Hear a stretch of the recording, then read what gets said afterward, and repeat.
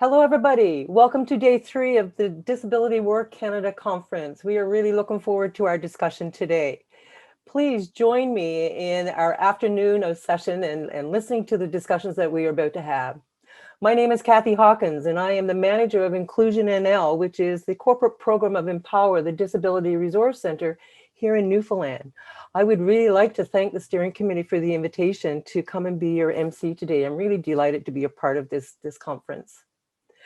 As some of you may know, I've been a part of the DWC steering committee previously and have been really a part of this since the beginning. So this year, I'm really pleased to be the MC for this particular day and looking forward to the conversations that we have ahead. Before we begin, I would like to begin with our land acknowledgement. Would like to begin today's session by acknowledging and thanking the many First Nations communities whose traditional territories we are situated on. I want to personally acknowledge that I live, work, and play on the traditional territory of the Beothuk and the Mi'kmaq on the island of Newfoundland, and would also like to acknowledge the Inuit of Nunatsiavut and Nuutuavut, the Innu of Nunasian, and their ancestors as the original people of Labrador.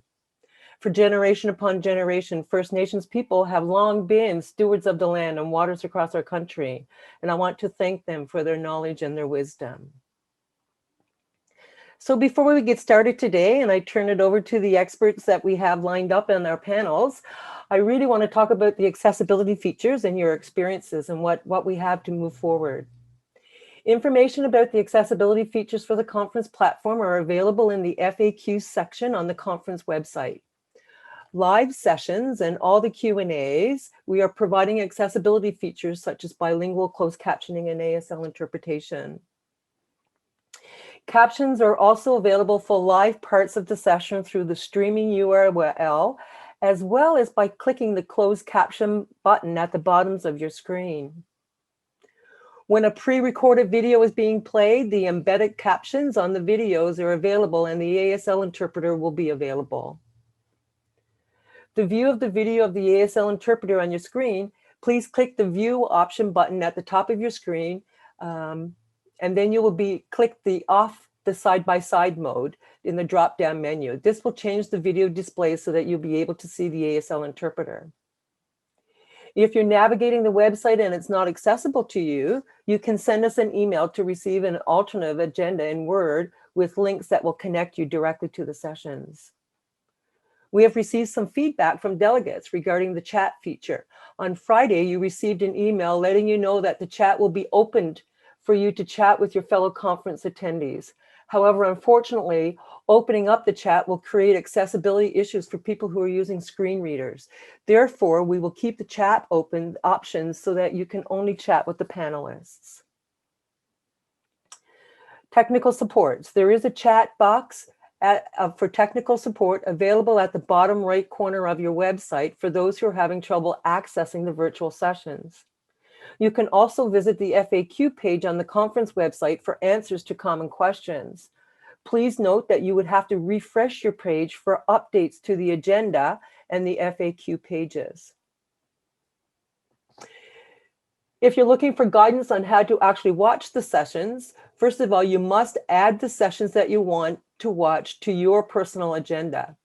Make sure you're logged in, go to the conference agenda page, and click on the title of each session you are interested in viewing.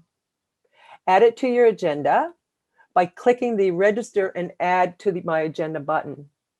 You can also then join or watch by clicking the green Join Presentation button. Conference sessions will be recorded and available on the conference website for 3 months after the conference is completed. To ask a question during the live Q&A, type your question in the Q&A box.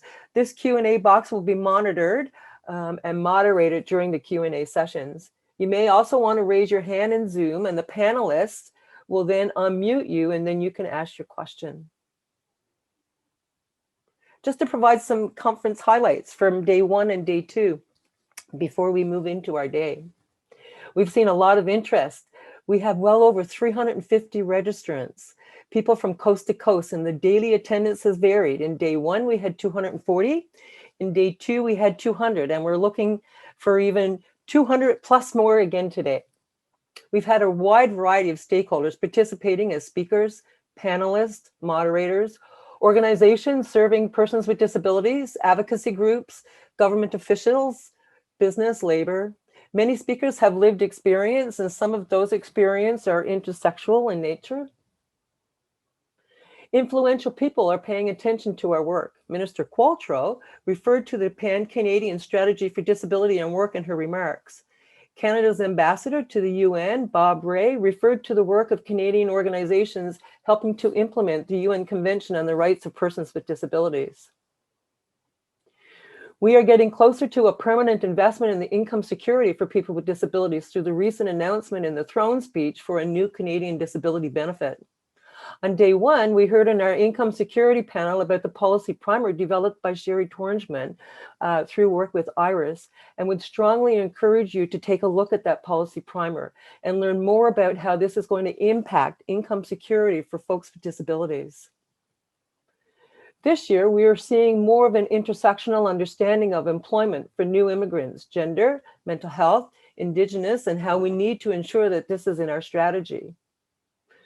We've been unpacking and understanding discriminatory ways of artificial intelligence is vital for businesses, as is understanding a business case is not always what it seems, and that many ways we need to rethink disability to ensure the business case is accurate. We've had an important example in terms of showing that unions and employers can work together, not just on inclusion and accommodation of current workers with disabilities, but to work with community partners on recruitment of persons with disabilities as well.